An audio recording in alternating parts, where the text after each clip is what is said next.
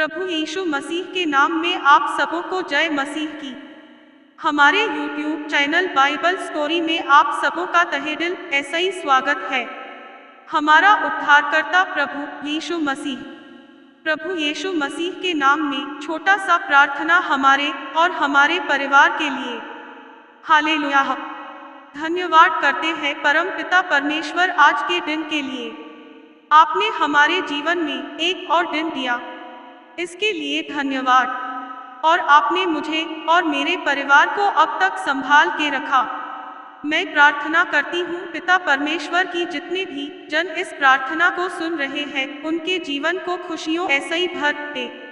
उनके और उनके परिवार में किसी भी सदस्य को कोई भी बीमारी, कर्ज, संकट, परेशानी है, तू प्रभु यीशु मसीह के नाम में उन सभी बीमारियों, कर्जों, परेशानियों को उनके जीवन ऐसा ही अभी और इसी वक्त नष्ट करते हैं।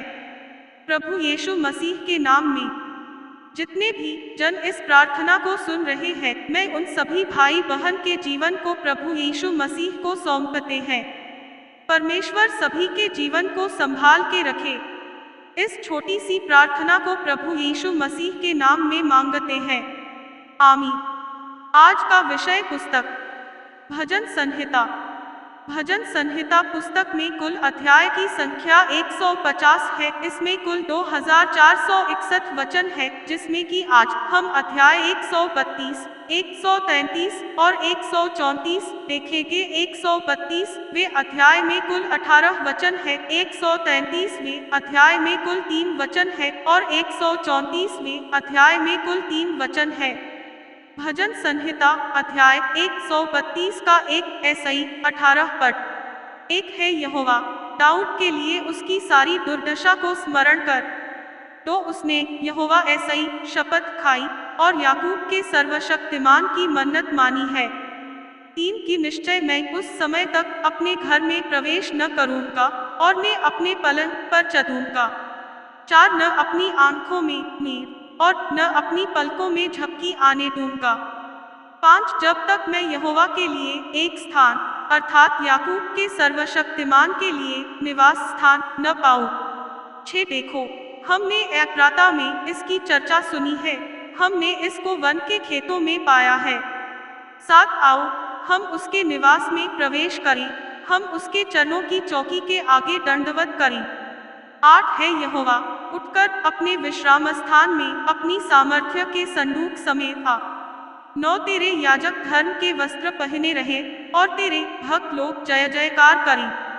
10 अपने दास दाऊद के लिए अपने अभिषिक्त की प्रार्थना की अनसुनी न कर। 11 यहोवा ने दाऊद ऐसा ही सच्ची शपथ खाई है और वह उससे न मुकरेगा कि मैं तेरी गद्दी पर तेरे एक निज पुत्र को बैठाऊंगा।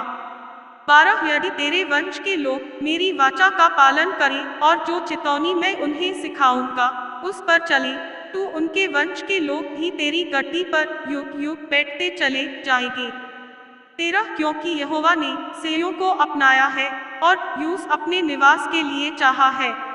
14 यह तो युग युग के लिए मेरा विश्राम स्थान है, यहीं मैं रहूंगा क्योंकि मैंने इसको चाहा है। 15 मैं इसमें की भोजन वस्तुओं पर अति आशीष दूंगा और इसके दरिद्रों को रोटी ऐसा ही तृप्त करूंगा।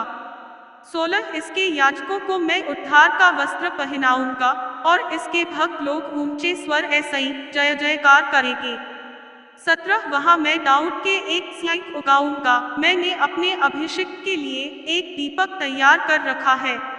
18 मैं उसके शत्रुओं को तू लज्जा का वस्त्र पहनाऊंगा, परंतु उसके सिर पर उसका मुकुट शोभायमान रहेगा।